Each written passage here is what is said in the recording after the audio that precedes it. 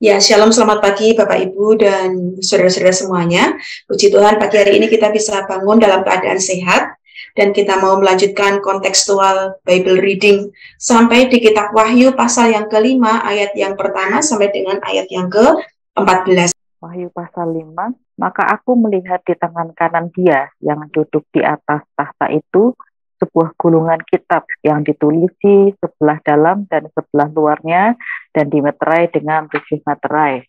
Dan aku melihat seorang malaikat yang gagah yang berseru dengan suara nyaring, katanya, siapakah yang layak membuka gulungan kitab itu dan membuka meterai-meterainya? Tetapi tidak ada seorang pun yang di surga atau yang di bumi atau yang di bawah bumi yang dapat membuka gulungan kitab itu atau yang dapat melihat sebelah dalamnya. Maka menangislah aku dengan amat sedihnya, karena tidak ada seorang pun yang dianggap layak untuk membuka gulungan kitab itu ataupun melihat sebelah dalamnya. Lalu berkatalah seorang dari tua-tua itu kepadaku, jangan kau menangis, sesungguhnya singa dari suku Yehuda, yaitu tunas Daud, telah menang, sehingga ia dapat membuka gulungan kitab itu dan membuka ketujuh materainya. Maka aku melihat di tengah-tengah tahta dan keempat makhluk itu, dan di tengah-tengah tua-tua itu berdiri seekor anak domba seperti telah disembelih, bertanduk 7 dan bermata 7. Itulah ketujuh roh Allah yang diutus ke seluruh bumi. Lalu datanglah anak domba itu dan menerima gulungan kitab itu dari tangan Dia yang duduk di atas tahta itu. Ketika ia mengambil gulungan kitab itu, tersungkurlah keempat makhluk dan ke-24 tua-tua itu di hadapan anak domba itu, masing-masing memegang satu kecapi dan satu cawan emas, penuh dengan kemenyan. Itulah doa orang-orang kudus. Dan mereka menyanyikan suatu nyanyian baru, katanya, Engkau layak menerima gulungan kitab itu dan membuka meterai-meterainya, karena Engkau telah disembelih dan dengan darahmu Engkau telah membeli mereka bagi Allah dari tiap-tiap suku dan bahasa dan kaum dan bangsa. Dan Engkau telah membuat mereka menjadi suatu kerajaan dan menjadi imam-imam bagi Allah kita, dan mereka akan memerintah sebagai raja di bumi. Maka aku melihat dan mendengar suara banyak malaikat sekeliling tahta, makhluk-makhluk dan tua-tua itu, jumlah mereka berlaksa-laksa dan beribu-ribu laksa. Katanya dengan suara nyaring, anak domba yang disembelih itu layak untuk menerima kuasa dan kekayaan dan hikmat dan kekuatan dan hormat dan kemuliaan dan puji-pujian. dan aku mendengar semua makhluk yang di surga dan yang di bumi dan yang di bawah bumi dan yang di laut dan semua yang ada di dalamnya berkata, bagi Dia yang duduk di atas tahta dan bagi anak domba adalah puji-pujian dan hormat dan kemuliaan dan kuasa sampai selama-lamanya. Dan keempat makhluk itu berkata, amin. Dan tua-tua itu jatuh tersungkur dan menyembah. Ya, puji Tuhan Bapak Ibu, di Wahyu pasal 4 kemarin kita sudah belajar bagaimana Yohanes melihat pintu surga terbuka dan di dalamnya ada satu tahta. Dan di atas tahta itu duduk satu pribadi yang luar biasa mulia. Kita melihat kemarin juga di sekeliling tahta itu ada 24 tua-tua. Dan juga ada makhluk-makhluk yang datang untuk memuji dan memuliakan pribadi yang duduk di atas tahta itu. Dan di Wahyu pasal yang kelima pada pagi hari ini kita melanjutkan, Yohanes melihat. Apa saja yang dilihat Yohanes? Di ayat 1, kita melihat, di situ firman Tuhan mengatakan kepada kita, aku melihat di tangan kanan Dia yang duduk di atas tahta itu. Ini lanjutan yang kemarin ya. Di sorga, di atas tahta itu, duduk satu pribadi yang mulia, dan di tangan kanannya itu ada sebuah gulungan kitab, ya, buku gitu, gulungan kitab semacam buku gitu, yang di situ dikatakan ditulisi sebelah dalam dan sebelah luarnya, dan dimeterai dengan 7 meterai. Nah, ini satu hal yang dilihat oleh Yohanes. Dia melihat pribadi yang duduk di atas tahta itu memegang gulungan kitab dimeterai dengan 7 meterai. Dan di ayat yang kedua sampai dengan ayat yang kelima, Yohanes juga melihat. Dikatakan, aku melihat seorang malaikat yang gagah, yang berseru dengan suara nyaring, katanya, siapakah yang layak membuka gulungan kitab itu dan membuka meterai-meterainya? Nah, Yohanes melihat ada seorang malaikat yang gagah, dan dia berseru, dan dia bertanya, siapa ini ya yang bisa membuka gulungan kitab, yang layak untuk membuka gulungan kitab, dan membuka meterai-meterainya itu. Di ayat yang ketiga dikatakan, tetapi tidak ada seorang pun yang di sorga, atau yang di bumi, atau yang di bawah bumi, yang dapat membuka gulungan kitab itu, atau yang dapat melihat sebelah dalamnya. Nah, ternyata tidak ada seorang pun di sorga, dan yang di bumi, yang dapat membuka gulungan kitab itu, dan tidak bisa melihat itu. Apa isi tulisan di dalam gulungan kitab itu. Dan ketika Yohanes melihat hal itu, dia menangis. Dikatakan, maka menangislah aku dengan amat sedihnya. Ya, kita tahu bersama-sama nanti di pasal-pasal selanjutnya, ketika gulungan kitab itu sudah dibuka, gulungan kitab itu berisi satu pewahyuan yang disampaikan Tuhan kepada Yohanes, yang berupa penghukuman-penghukuman yang akan terjadi, yang dialami oleh setiap orang yang ada di dunia ini yang berdosa. Nah, kita lihat bersama-sama Yohanes menangis dengan sangat sedih karena tidak ada seorang pun yang dikatakan tidak bisa membuka gulungan kitab itu. Namun kita lihat bersama-sama di ayat yang kelima, ada seorang dari tua-tua itu datang kepada Yohanes dan dia berkata, jangan engkau menangis. Nah, Yohanes mendengar satu perkataan dari tua-tua itu dan diperintahkan jangan engkau menangis. Kenapa? Sesungguhnya singa dari suku Yehuda, yaitu tunas Daud, telah menang, sehingga ia dapat membuka gulungan kitab itu dan membuka ketujuh meterainya. Ya, luar biasa, ternyata ada satu pribadi yang layak membuka gulungan kitab itu dan membuka meterai-meterainya. Siapakah dia? Dikatakan singa dari suku Yehuda, yaitu tunas Daud. Siapakah pribadi yang disebut dengan singa dari suku Yehuda, tunas Daud yang menang, yang dapat membuka gulungan kitab itu dan yang layak membuka 7 meterainya? Nah, kita tahu ini adalah pribadi Tuhan Yesus Kristus. Yesus Kristus adalah singa dari Yehuda. Dia adalah tunas Daud. Dia sudah menang. Dia sudah mengerjakan karya keselamatan bagi setiap orang yang percaya kepadanya dan memberikan pengampunan dosa kepadanya. Dan dialah yang dilayakkan untuk membuka gulungan kitab itu dan juga membuka meterai-meterai itu. Dikatakan di ayat yang ke-6, kita bersama-sama sampai dengan ayat yang ke-7, Yohanes melihat singa dari Yehuda, tunas Daud itu. Dialah yang diberi gelar anak domba Allah. Dikatakan, maka aku melihat di tengah-tengah tahta dan keempat makhluk itu, dan di tengah-tengah tua-tua itu berdiri seekor anak domba, seperti telah disembelih, bertanduk 7 dan bermata 7. Itulah ketujuh roh Allah yang diutus ke seluruh bumi. Lalu datanglah anak domba itu dan menerima gulungan kitab itu dari tangan dia yang duduk di atas tahta. Nah, siapakah yang layak untuk membuka gulungan kitab? Yaitu tunas Daud, yaitu singa dari Yehuda. Yang dilihat Yohanes berdiri seekor anak domba. Dia bertanduk 7, bermata 7. Itulah ketujuh roh Allah yang diutus ke seluruh dunia. Kita lihat bersama-sama mengapa tunas Daud dan mengapa anak domba itu yang layak untuk membuka gulungan kitab itu dan membuka ketujuh meterainya. Karena Yesus sudah menang. Dia adalah pribadi yang menyelamatkan setiap manusia yang berdosa. Karya keselamatan Kristus sangat ditekankan di sini. Dan sentralitas pengorbanan Kristus, kemenangan Kristus sangat ditekankan di sini. Sehingga dia yang dilayakkan untuk membuka gulungan kitab itu. Bagaimana respon keempat makhluk dan 24 tua-tua saat melihat anak domba itu menerima gulungan kitab? Dikatakan di ayat yang ke-8, ketika ia mengambil gulungan kitab itu, tersungkurlah keempat makhluk dan ke-24 tua-tua di hadapan anak domba itu, masing-masing memegang satu kecapi dan satu cawan emas penuh dengan kemenyan. Itulah doa orang-orang kudus. Respon pertama, keempat makhluk dan 24 tua-tua itu tersungkur.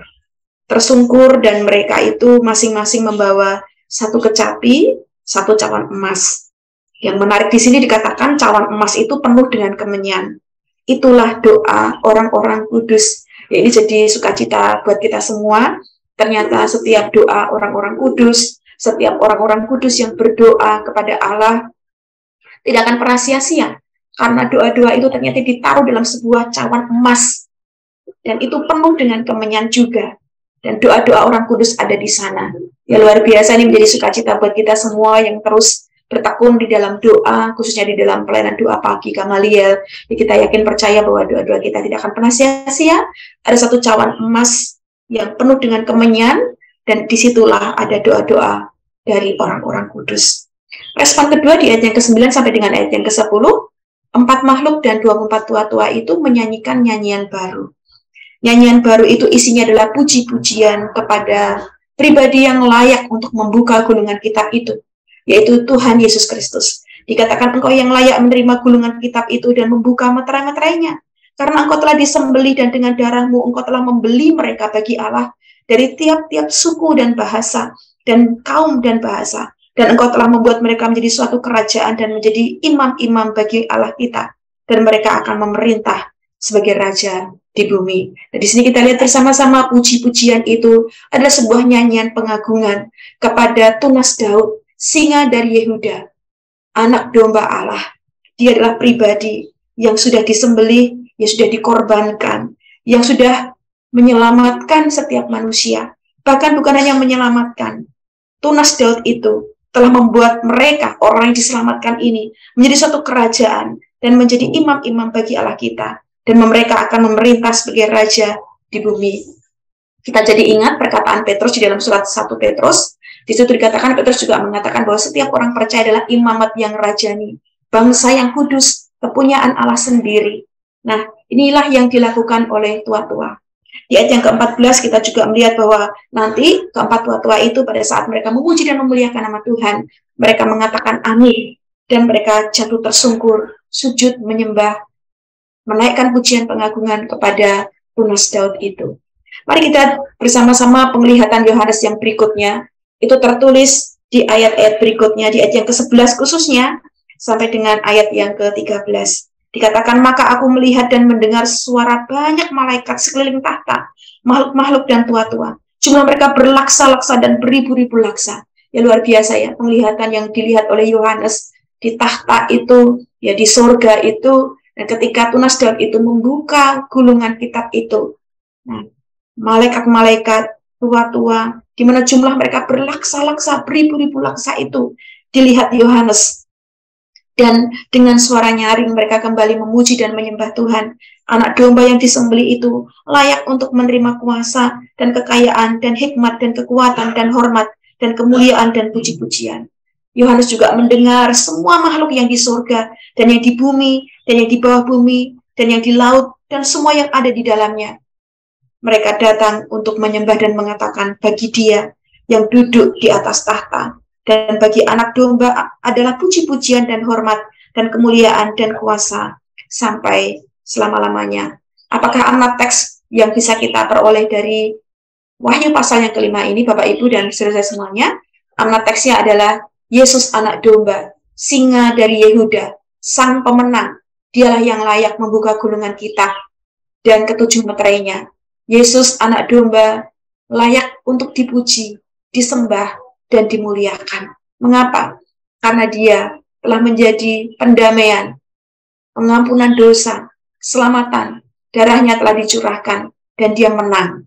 Dialah yang layak untuk dipuji dan dimuliakan.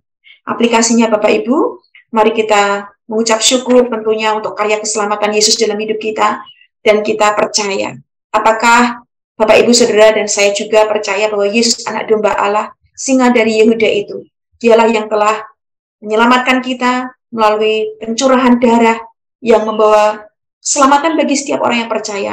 Dialah sang pemenang.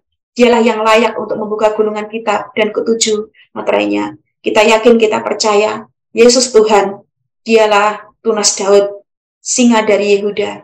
Dia anak domba. Dia sang pemenang. Dia layak untuk disembah dan dimuliakan. Aplikasi kedua adalah apakah Bapak, Ibu, Saudara, dan saya mau terus-menerus menyembah Yesus, anak domba, singa dari Yehuda, Tunas Daud itu. Mari kita terus menaikkan pujian pengagungan kita setiap saat, setiap waktu kepada pribadi yang layak membuka gulungan kitab itu. Besok di pasal yang ke-6 kita akan melihat meterai demi meterai akan dibuka oleh Tunas Daud itu. Dan kita akan melihat isinya. Bagaimana penghukuman-penghukuman akan disampaikan oleh Allah melalui pewahyuan yang diterima oleh Yohanes. dan satu demi satu meterai akan dibuka. Dan kita akan lihat apa isi meterai yang telah dibuka itu. Kita akan terus nantikan kitab Wahyu di pasal-pasal berikutnya.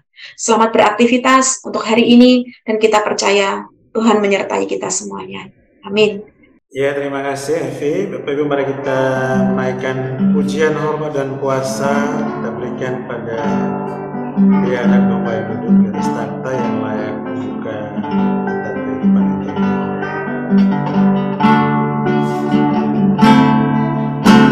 Pujian, hormat, dan kuasa kami berikan padamu yang duduk di atas takhta yang memerintah selamanya. Kau Tuhan yang sudah ada, yang ada dan yang akan